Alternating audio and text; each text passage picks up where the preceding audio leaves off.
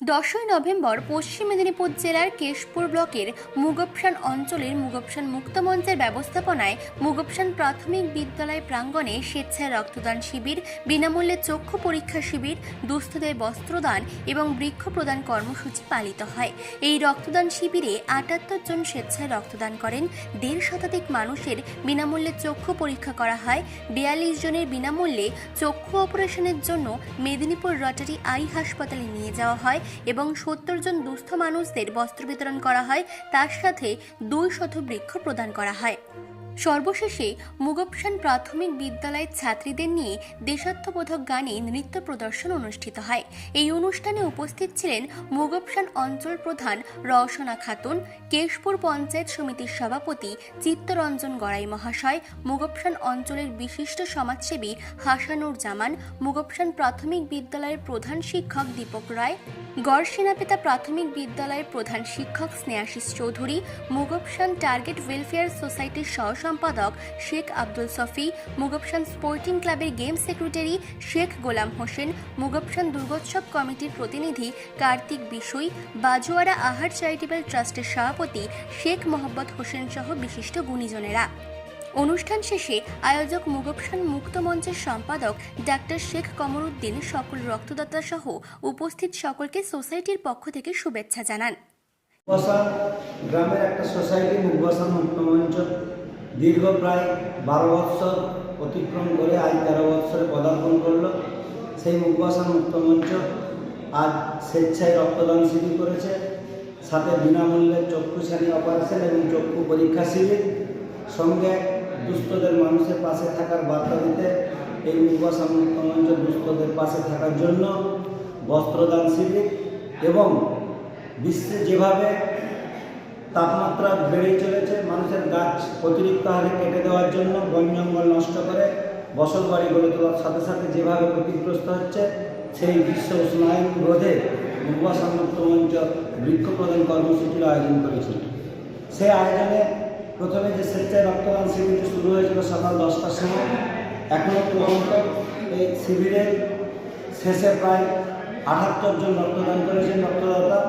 সেই সমস্ত রক্তদাতাদের আমরা কুর্নিশ জানাই এবং চক্ষু পরীক্ষা শিবিরে প্রায় 150 শতাধিক মানুষ চক্ষু পরীক্ষা করিয়েছে। এর মধ্যে প্রায় 42 থেকে 43 জন ব্যক্তি চোখে ছানি হয়েছে, তাদের অপারেশন সম্পূর্ণ বিনামূল্যে করা হবে। কতজনকে বস্ত্র দেওয়া হয়েছে? আমরা মুগপসান মুক্ত মঞ্চ প্রায় 60 থেকে 70 জনকে বস্ত্র দেওয়ার ব্যবস্থা করেছি। সেগুলো ছাড়াও কিছু মানুষকে স্পেশালিভাবে কয়েকটা সংগঠনকেও আমরা দিয়েছি, তারা যাতে আবার সেই সংগঠন তাদের এলাকার দুস্থ মানুষদের হাতে তুলে দেয়। যেমন কুলমেড়া সরস্বতী পুজো কমিটি, মুগপসান মাদ্রাসা কমিটি, নেড়াজল মাদ্রাসা কমিটি এবং টাপুরিয়া মাদ্রাসা কমিটির হাতে তুলে দিয়েছি দুস্থ ছাত্রদের দেওয়ার জন্য। আপনার নাম? আমার নাম শেখ কমরুদ্দিন। কোন পদে আছেন? আমি মুগপসান মুক্ত মঞ্চের সম্পাদক আছি। একটি স্বনামধন্য গ্রাম বলব, কেননা এই এলাকার প্রথম পাশাপাশি যে বন্যা কবলিত এলাকা, তার এইটি হলো প্রথম গঞ্জ। অর্থাৎ মানুষকে যে কোনো প্রয়োজন, নিজেদের মুদিখানা হোক, ডাক্তারখানা হোক, স্কুলে আসার জন্য হোক, এই মুগপসানে প্রথম এসে উঠতে হয়।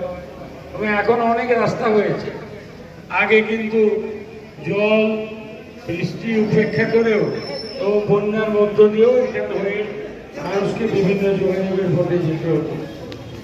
এটি SH7 রাস্তার সঙ্গে যুক্ত।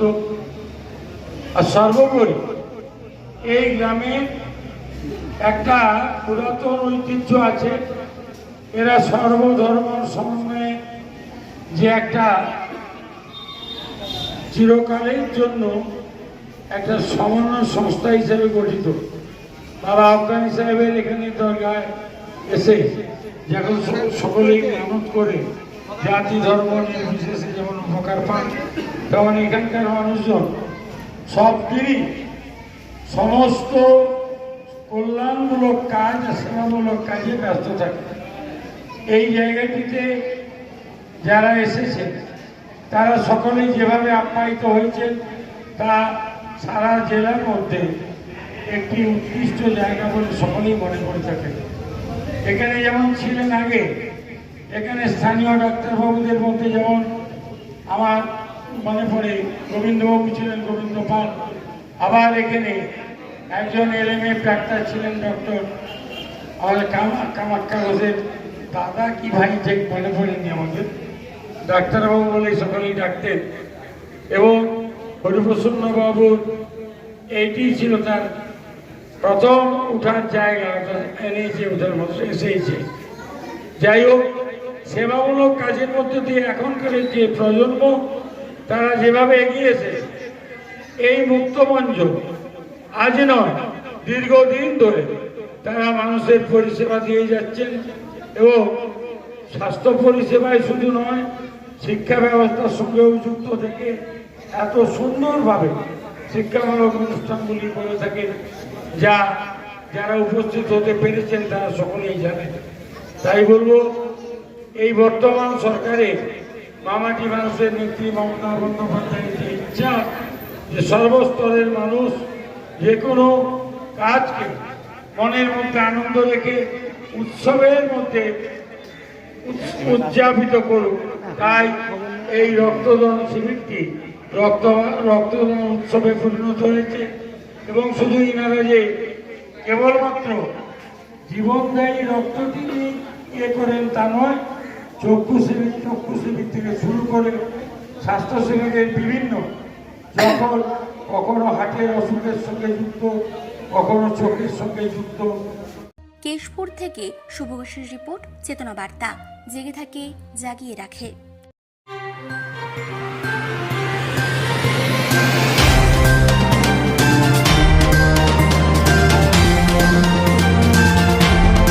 চেতনা বার্তা, জেগে থাকে, জাগিয়ে রাখে।